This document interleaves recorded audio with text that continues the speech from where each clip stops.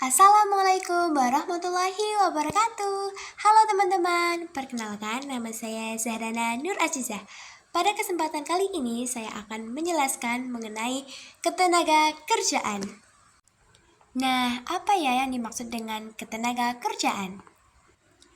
Ketenaga kerjaan adalah penduduk yang sudah atau sedang bekerja atau yang sedang mencari pekerjaan.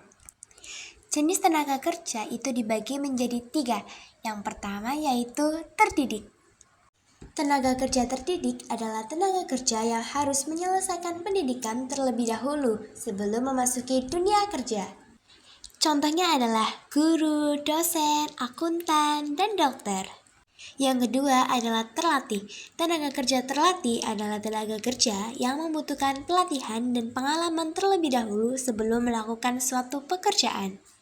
Contohnya adalah sopir, masinis, chef, dan montir.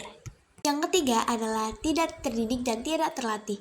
Tenaga kerja ini adalah tenaga kerja yang tidak membutuhkan pelatihan dalam melakukan pekerjaannya.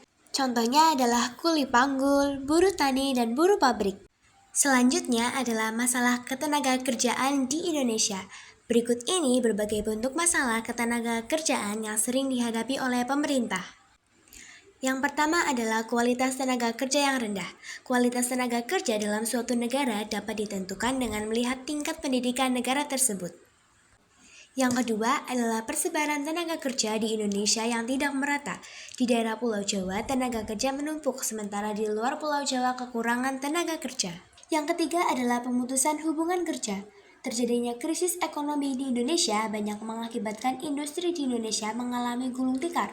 Akibatnya, banyak pula tenaga kerja yang berhenti bekerja. Yang keempat adalah meningkatnya jumlah angkatan kerja. Jika meningkatnya angkatan kerja yang tidak diimbangi dengan bertambahnya lapangan kerja, akan menyebabkan masalah pengangguran. Selanjutnya adalah sistem upah. Di Indonesia terdapat sistem upah yang diberikan untuk para pekerja.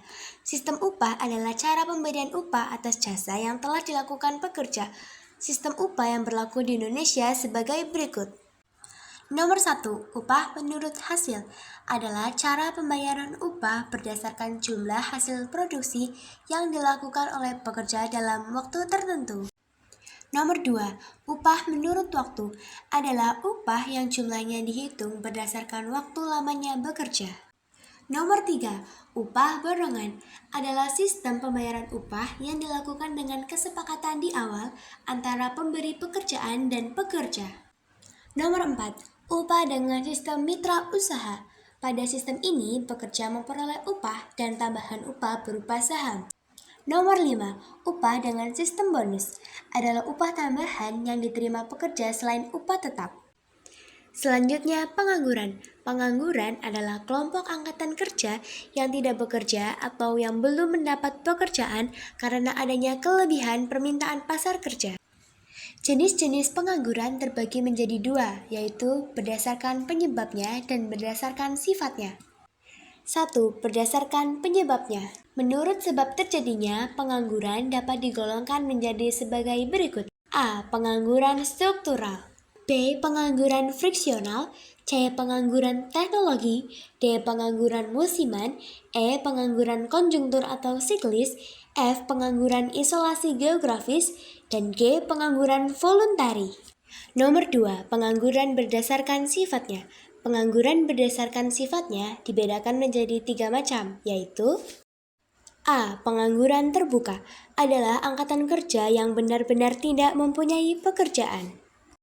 B. Pengangguran terselubung adalah tenaga kerja yang tidak bekerja secara optimal karena sesuatu alasan tertentu.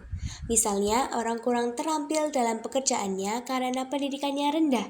Karena terpaksa, maka seorang sarjana hukum harus bekerja sebagai nelayan, meskipun sebenarnya tidak sesuai dengan bakat dan keterampilannya. C. Pengangguran setengah menganggur adalah tenaga kerja yang bekerja tidak optimum, dilihat dari jam kerja. Dengan kata lain, jam kerjanya dalam 1 minggu kurang dari 40 jam. Pengangguran yang terjadi dalam suatu perekonomian memiliki dampak negatif baik terhadap perekonomian maupun bagi individu dan masyarakat. 1. Dampak pengangguran terhadap perekonomian. Secara umum, dampak negatif pengangguran terhadap perekonomian yaitu masyarakat tidak dapat memaksimalkan kesejahteraan yang dicapai, pendapatan pajak pemerintah rendah, dan melemahnya pertumbuhan ekonomi.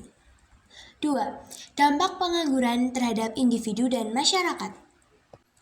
Dampak yang dapat ditimbulkan karena pengangguran terhadap individu dan masyarakat yaitu hilangnya mata pencaharian dan pendapatan, hilangnya keterampilan, dan menimbulkan ketidakstabilan sosial dan politik. Sekian penjelasan saya tentang ketenaga kerjaan. Saya harap video ini dapat membantu teman-teman semua. Terima kasih telah menyaksikan video saya hingga akhir. Saya pamit undur diri. Wassalamualaikum warahmatullahi wabarakatuh. Bye-bye.